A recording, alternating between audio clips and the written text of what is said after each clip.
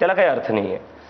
नाही, पण हे या पद्धतीनं निर्णय घेणं हे काही सोपी गोष्ट नाही आहे. बरोबर. म्हणजे हे बोलायला खूप सोपं आहे, पण हे प्रॅक्टिकली अशक्य वाटेल अशी गोष्ट आहे की तुम्ही सगळ्यांचं मत घेणार आणि त्यानंतर करणार. त्याच्यामध्ये किती वेळ जाईल माहिती नाही. आत्ता CJP समोर आणि तुझ्यासमोर आता कुठला असा मुद्दा आहे की जो तुला वाटतो की जो फार महत्त्वाचा आहे तरुणांच्या दृष्टीने? मी फक्त Gen Z म्हणत नाही, तुझ्या वयाची जी मुलं आहेत त्यांच्याहीसाठी सगळ्यात महत्त्वाचा कोणता मुद्दा आहे की ज्याच्यावर आत्ता ताबडतोब खूप जास्त लक्ष देणं गरजेचं आहे? तर जे मला पर्सनली फील झालेले जंतर मंतरवर, कारण की 1 महिन्यात बऱ्याचशा लोकांना भेटायचा चान्स भेटला, बोलायचा चान्स भेटला. त्यात जे एक होतं की 2 टाईपचे लोक होते. एक होते जे 18 ते 25च्या वयाची होती, ते एज्युकेशन सिस्टमला त्रासलेली होती किंवा पुढे काय फ्युचर आहे की नाही आहे त्याला त्रासलेली होती. एक एज ग्रुप होता 25 ते 35. ही ती लोकं होती ज्यांच्याकडे डिग्री होती आणि यांच्याकडे जॉब्स नव्हते.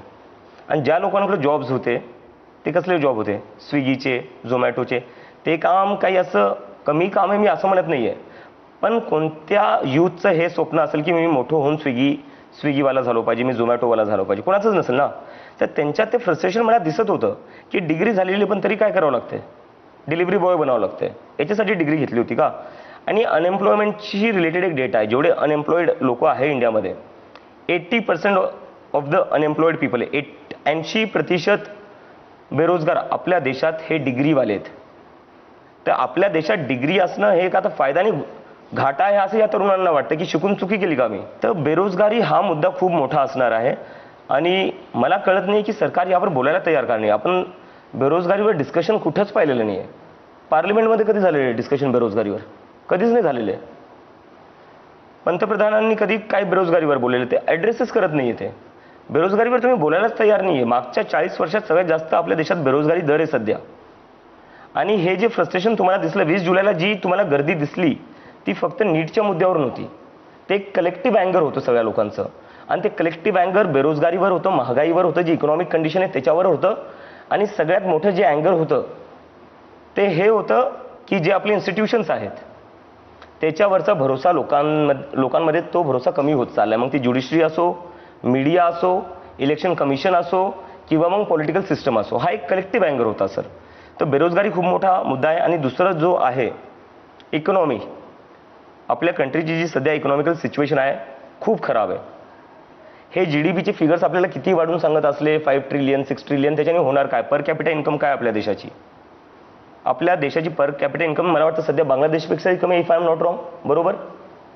बांगलादेशची पर कॅपिटा इन्कम आपल्यापेक्षा जास्त आहे. ही आपल्या देशाची रिअल सिच्युएशन आहे.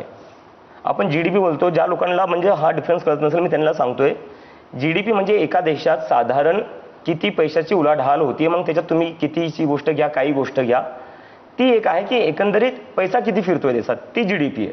आणि आपली लोकसंख्या जगात सगळ्यात जास्त असल्यामुळं आपली GDP जास्तच असणार. यात म्हणजे काही मोठी अचीवमेंट नाही आहे. अचीवमेंट ही असेल की per capita income. Per capita income म्हणजे प्रत्येक माणसाच्या खिशात पैसे किती येत आहेत. तर आपल्या देशाच्या माणसांच्या खिशात बांगलादेशच्या लोकांच्या पेक्षाही कमी पैसे येत आहेत. ही आपल्या देशाची स्थिती आहे. तर इकॉनॉमिक सिच्युएशन ही खूप खराब आहे आपल्या देशाची, बेरोजगारी आणि इकॉनॉमी. तर मग आता यापुढचा तुमचा जो प्लॅन असेल तो या 2 मुद्द्यांना घेऊन तुम्हाला करायचा आहे. पण मग आत्ता तर मला असं दिसतंय की आत्ता तुमच्यामध्येच एक कन्फ्युजन आहे की आपण पुढे काय करायचं? एक प्रेशर ग्रुप म्हणून काम करायचं? कन्फ्युजन नाही आहे प्रेशर ग्रुप सर, कन्फ्युजन कुठलंच नाही आहे. अच्छा, पॉलिटिकल प्रेशर ग्रुप आम्ही हेच असणार आहे.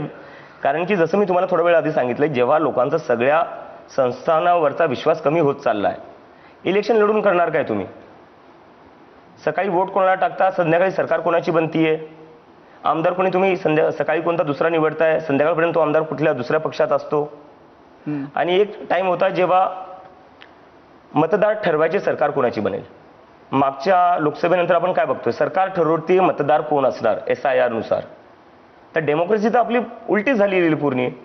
The voters are not deciding the government, the government is deciding who gets to vote. तर अशा वातावरणात पॉलिटिकल पार्टी बनवून करणार काय तुम्ही?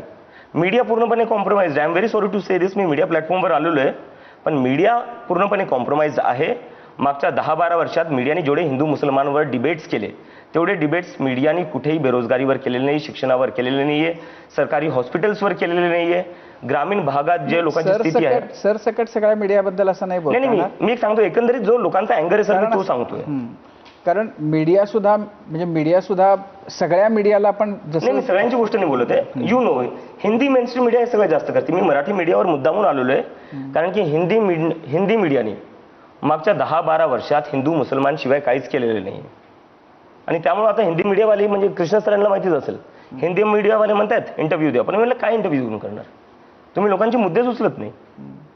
नाही तर मग प्रेशर ग्रुप म्हणून काम करायचं. पण मग हा विश्वास आहे की आपण प्रेशर ग्रुप म्हणून आत्ता जे प्रेशर निर्माण केलेलं आहे ते लॉंग टर्मपर्यंत राहील. कारण असं आहे की जनरली असं अनुभवाला आलेलं आहे यापूर्वी इतिहासामध्ये की असं काहीतरी जेव्हा घडतं, असे प्रेशर ग्रुप बनतात, काहीतरी नवी आशा निर्माण होते लोकांच्या देशाच्या मनामध्ये, आणि नंतर मग जे त्याच्यातले जे मुख्य असतात ते नंतर वेगवेगळ्या प्रलोभनांमुळे इकडे तिकडे जातात आणि त्या प्रेशर ग्रुपचं जे प्रेशर असतं ते